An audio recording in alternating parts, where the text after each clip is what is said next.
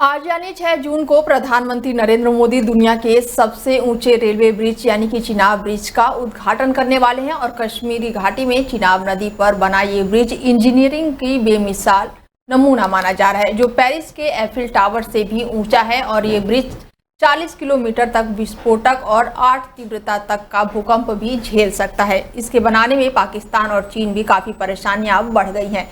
Chenab railway bridge को बनने में 2 दशक का समय जरूर लगा है। हालांकि इसके शुरू होने के बाद से कश्मीर घाटी और जम्मू के बीच सीधे रेल लिंक बन जाएगा और ये पहली बार होगा कि लोग कन्याकुमारी से सीधा कश्मीरी घाटी तक घूम सकेंगे। जम्मू कश्मीर के पहाड़ी इलाकों में रास्ता कहीं पतला है तो कहीं घुमावदार है और इसी बीच कई खाई और मैदानी रास्ते भी हैं। चिनाब नदी पहाड़ों के बीच जिस खाई में मौजूद है वहां काफी गहरी है और इस ब्रिज का डिजाइन कनाडा की कंपनी ने बनाया है और इस ब्रिज को 17 स्टील के खंभों पर खड़ा किया गया है, जो कि एक धनुष्कार लोहे के बेस पर स्थापित है। ये धनुष्कार चिनाब नदी के अलग और बगल में मौजूदा पहाड़ियों पर टिका हुआ है और ये पुल के बीचों बीच के दायरे से सटा हुआ है। बाकी का दायरा खंभे पर भी स्थापित है। इसे बनाने के लिए 3000 फीट ऊंचाई तक का काम करने वाले केबल क्रॉस के चिनाब नदी के दोनों किनारों पर स्थापित किया गया है।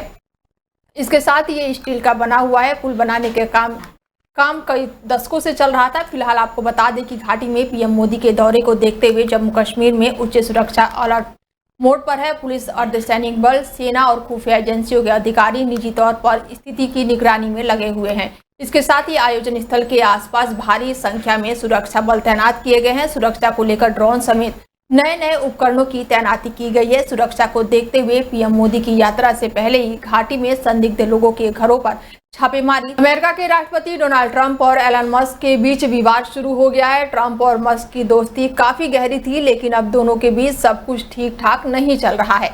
वो दोनों सार्वजनिक मंचों पर एक दूसरे के खिलाफ हमला बोल रहे हैं। ट्रंप ने हाल ही में मस्क को धमकी भी दे डाली। उन्होंने कहा कि मस्क के सरकारी कॉन्ट्रैक्ट रद्द कर दिए जाएं। दूसरी ओर मस्क ने ट्रंप पर गंभीर आरोप लगाए हैं। दरअसल ट्रंप और मस्क के बीच एक खास बिल की वजह से बवाल शुरू हुआ है। मस्क ने ट्रंप के टैक्स और खर्च में जुड़े बिल पर कमेंट किया है। उन्होंने इसकी सख्त आलोचना करते हुए कहा कि ये जनता के पैसों की बर्बादी का बिल है, ये काफी शर्मनाक है। मस्क ने एलन पर पोस्ट शेयर करते हुए उन्होंने कहा कि ये सब बर्बादी बर्दाश्त के बाहर है। मस्क का कहना था कि ये बिल रात में पास कर दिया गया, जिससे ज्यादा ये बिल को लेकर चर्चा ना हो सके। एलन मस्क की आलोचना के बाद से ट्रंप नाराज हो गए। उन्होंने मस्क की टिप्पणी का जवाब देते हुए कहा कि वो इस कमेंट से काफी निराश हैं। ट्रंप ने दावा करते हुए कहा कि मस्क को इस बिल से जुड़ी हर बात पता था, लेकिन पहले उन्होंने इस पर कोई प्रतिक्रिया नहीं दी। अमेरिका राष्ट्रपति ने यह भी कहा कि जब मस्क को पता चला कि इलेक्ट्रिक व्हीकल सब्सिडी में कटौती की जा रही है तो उनकी कंपनी को अरबों डॉलर का नुकसान होने लगा। ट्रंप ने मस्क को धमकी देते हुए कहा कि वो सभी सरकारी सब्सिडी खत्म कर देंगे। एलन मस्क ने एक्स पर पोस्ट शेयर करते हुए लिखा कि झूठ, ये बिल्कुल मुझे एक बार भी नहीं दिखाया गया था। मस्क ने यह भी कहा है कि अगर वो ट्रंप का साथ ना देते तो वो ट्रंप इलेक्शन हार जाते। ट्रंप और मस्क के टकराव की वजह से वॉशिंगटन डीसी की राजनीति में काफी हलचल बढ़ गई है। बेंगलुरु भगदड़ मामले में पुलिस ने 4 लोगों को फिलहाल गिरफ्तार कर लिया है। जिन लोगों को पुलिस ने फिलहाल गिरफ्तार किया है उनमें से आरसीबी के 2 बड़े अधिकारी भी शामिल हैं। इनमें आईपीएल फ्रेंचाइजी आरसीबी के शीर्ष मार्केटिंग अधिकारी शामिल है और अब उन्हें गिरफ्तार किया गया है और वो एयरपोर्ट जा रहे थे। और इस मामले में गिरफ्तार किए गए 3 अन्य लोग इवेंट मैनेजमेंट कंपनी से हैं। पुलिस उनकी घर पहुंची और वहां पे उनसे पूछताछ की। फिलहाल पुलिस इस मामले को लेकर पूछताछ करने में जुटी हुई है। आपको बता दें कि बेंगलोर में आरसीबी की विक्ट्री परेड की योजना के दौरान मची भगदड़ में 11 लोगों की मौत हो गई थी, जबकि 50 लोग गंभीर रूप से घायल हो गए थे। वहीं इस मामले में सबसे पहले सीएम सिद्धरामैया ने पुलिस को बेंगलुरु भगदड़ का जिम्मेदार माना था, जिसके बाद से पुलिस कमिश्नर समेत कई अफसर सस्पेंड कर दिए गए। वरिष्ठ आईपीएस अधिकारी ने गुरुवार को अगले आदेश तक बेंगलुरु के पुलिस आयुक्त के पद पर नियुक्त कर दिए गए हैं और एक अधिकारी अधिसूचना ने ये जानकारी दी है। इसके साथ ही पुलिस का कहना है कि चिन्नमैया स्वामी स्टेडियम के बाहर बुधवार को मची भगदड़ में परिप्रेक्ष्य के बेंगलुरु के पुलिस आयुक्त बी दयानंद ने मुख्यमंत्री सिद्धरामैया द्वारा निलंबित किए जाने के कुछ ही घंटों बाद हुई थी। दयानंद के कर्तव्य में लापरवाही बरतने के आरोप से उन्हें निलंबित कर दिया गया है। लोकसभा चुनाव 2024 के बाद से बिहार विधानसभा चुनाव 2025 के मद्देनजर कांग्रेस सांसद राहुल गांधी बिहार के दौरे पर हैं।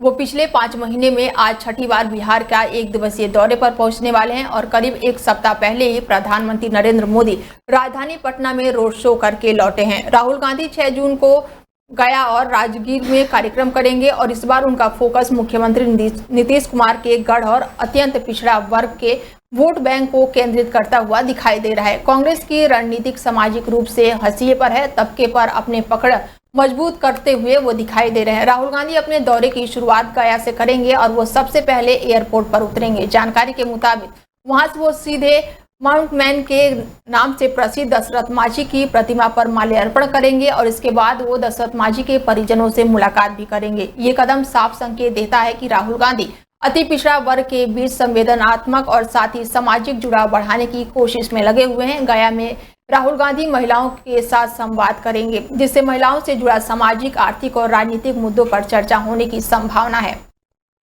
महिला सशक्तिकरण को लेकर कांग्रेस के अभियान का यह कार्यक्रम बल दे रहा है। राहुल गांधी का ये उनका पिछले 5 महीनों में छठा बिहार का दौरा है, जो कांग्रेस के आक्रामक रणनीति की योजना की कहानी को बयां कर रहा है।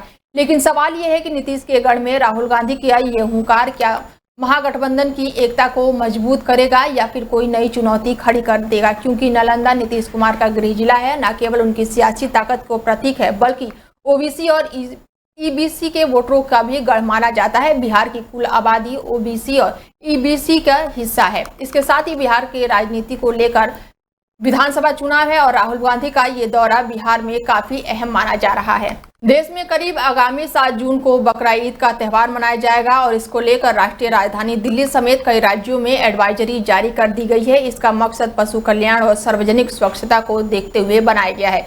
दिल्ली सरकार ने 7 जून को बकरीद के मद्देनजर एक सख्त आदेश जारी किया है। इसका उद्देश्य है कि जानवरों की भलाई और साफ सफाई बनाए रखना। इस एडवाइजरी के तहत गाय, बछड़ा, ऊंट और कुछ अन्य प्रतिबंधित जानवरों की कुर्बानी पर पूरी तरह से रोक लगाई गई है। गाय और ऊंट की कुर्बानी की अनुमति नहीं दी गई है और इसे अपराध माना जाएगा। केवल पूर्व निर्धारित स्टॉल हाउसों के अलावा कहीं भी किसी भी पशु की कुर्बानी गैर कानूनी है। सार्वजनिक स्थानों पर कुर्बानी की अनुमति नहीं दी गई है। तो वहीं पुलिस को अवैध कुर्बानी के खिलाफ त्वरित कार्रवाई किए जाने के निर्देश दिए गए हैं। तो वहीं मध्य प्रदेश की अगर बात की जाए तो मध्य प्रदेश में बकरा ईद के दौरान खुले में कुर्बानी को लेकर उठे विवाद के बाद से वक्फ बोर्ड ने एक अहम सलाह जारी कर दी है। इस एडवाइजरी में कुल 7 अहम बातें का जिक्र किया गया है और इसका मकसद साफ सफाई बनाए रखना, सरकारी नियमों का पालन करना और सामाजिक सौहार्द बनाए रखना है। इसके बाद से कुर्बानी की जगह को चारों तरफ से ढकना होगा, जैसे कि टीन शेड से या फिर दीवार से, या फिर कई जरूरी दवाओं का छिड़काव करना भी अनिवार्य होगा। उसके साथ ही साफ सफाई का पूरा ध्यान रखना होगा और अपनी धार्मिक और नैतिक जिम्मेदारियों को समझना होगा। केवल तय किए गए स्थानों पर ही कुर्बानी और मांस को ढककर ही अपने घर ले जाएं। जानवरों का अवशेष नगर निगम या नगर पालिका के कंटेनर में ही डालें। कुर्बानी का वीडियो या ऑडियो सोशल मीडिया पर शेयर न करें। तो वहीं अगर उत्तर प्रदेश की बात की जाए तो यूपी की राजधानी लखनऊ में इस्लामिक सेंटर ऑफ इंडिया ने बकरा ईद को ध्यान में रखते हुए 12 बिंदुओं पर आधारित एक सलाह जारी की है। देश भर में यह त्यौहार 7 जून 2025 को धूमधाम से मनाया जाएगा।